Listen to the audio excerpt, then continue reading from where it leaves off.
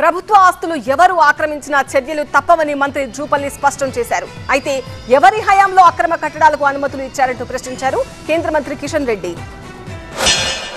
రెండు ప్రధానంగా ప్రభుత్వ ఆస్తుల్ని ఎవరు అక్రమంగా ఆక్రమించినా కూడా ఇది ప్రజల ఆస్తి కదా, ప్రభుత్వ ఆస్తి ప్రజల ఆస్తి, కాబట్టి డెఫినెట్గా దాన్ని ప్రొటెక్ట్ చేయాలా.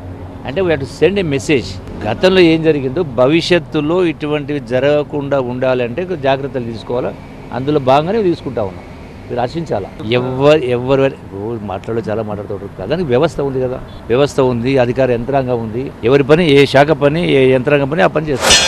ఈరోజు అనేక రకాలుగా ప్రజల ముందు హైడ్రామా నడుపుతా ఉన్నారు. మరి ఇన్ని రోజులు ఇదే చట్టం ఉంది కదా. గతంలో కాంగ్రెస్ పార్టీ ప్రభుత్వం ఉండింది, ఆ తర్వాత బీఆర్ఎస్ టీఆర్ఎస్ ప్రభుత్వం ఉండింది. అప్పుడు ఉన్నప్పటి నుంచి కూడా ఇవన్నీ సంస్థలు, ఇవన్నీ ఇల్లీగల్ యాక్టివిటీస్, చట్ట వ్యతిరేకమైనటువంటి కార్యక్రమాలు కొనసాగాయి కదా. మళ్ళీ అప్పుడు ఎక్కడ పోయినా మీ చట్టాలను అడుగుతా ఉన్నాను. అదే వ్యవస్థ కదా. మరి ఆ రోజేమో మీరు ఉన్నప్పుడే, అధికారం ఉన్నప్పుడే కట్టారు. ఈరోజు తొలగిస్తామంటే ఇన్ని రోజులు ఏ రకంగా కరెంట్ ఇచ్చారు, ఏ రకంగా ట్యాక్సీలు వసూలు చేశారు, ఏ రకంగా అనుమతులు ఇచ్చారు, ఏ రకంగా కళ్ళు మూసుకొని అధికారులు పాలకులు కుమ్ముకై ఈరోజు మరి ఈ యొక్క కట్టడాలన్నింటినీ పెంచి పోషించారో జవాబు చెప్పాల్సినటువంటి అవసరం ఉంది.